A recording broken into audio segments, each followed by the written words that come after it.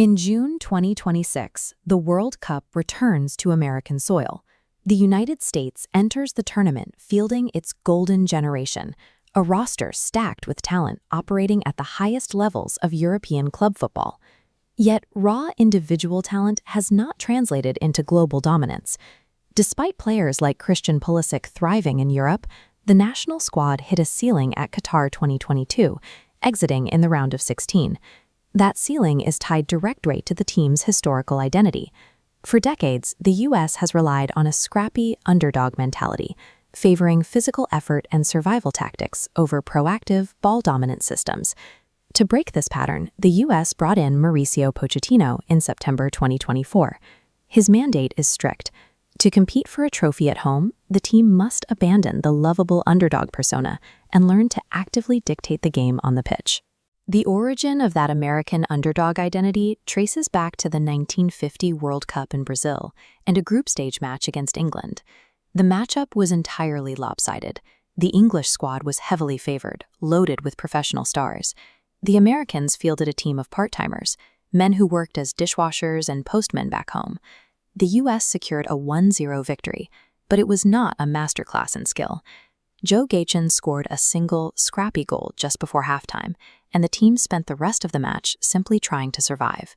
American goalkeeper Frank Bordy faced a relentless barrage from the English attack. He held the line through physical resilience and desperate deflections, rather than any organized ball control from his defenders. This outcome set the standard. For the next several decades, the strategy remained the same: pack the defense, endure the pressure, and hope for a lucky break.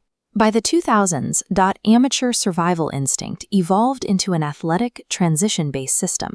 The U.S. learned to use their pace to punish teams. Landon Donovan was the archetype of this era. Over 3 tournaments, he set the U.S. World Cup record with 12 appearances and 5 goals by exploiting open space. The peak of this system occurred in the 2002 round of 16 against Mexico. The U.S. weaponized the counterattack, absorbing high-pressing attacks and sprinting out to secure a 2-0 victory. This tactical map illustrates the setup. The U.S. collapsed their defensive lines deep, absorbed the attack, and launched sudden long ball passes to a sprinting forward. But look at the possession metrics. Relying on the counter handed control of the midfield back to the opponent. This strategy elevated the national team out of the amateur ranks.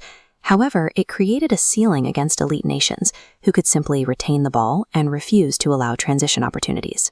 The breaking point for this reactive strategy arrived during the 2014 World Cup round of 16 match against Belgium.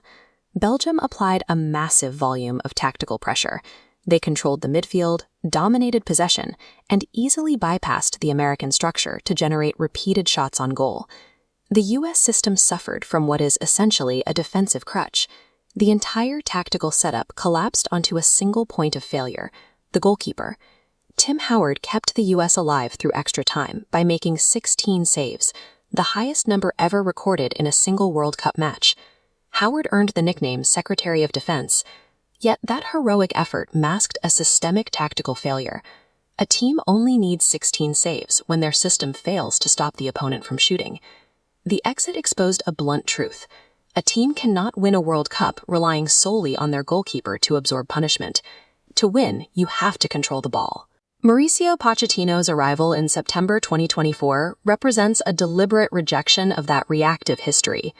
Bringing experience from Chelsea, PSG, and Tottenham, he was hired to finally install a proactive, possession-driven system.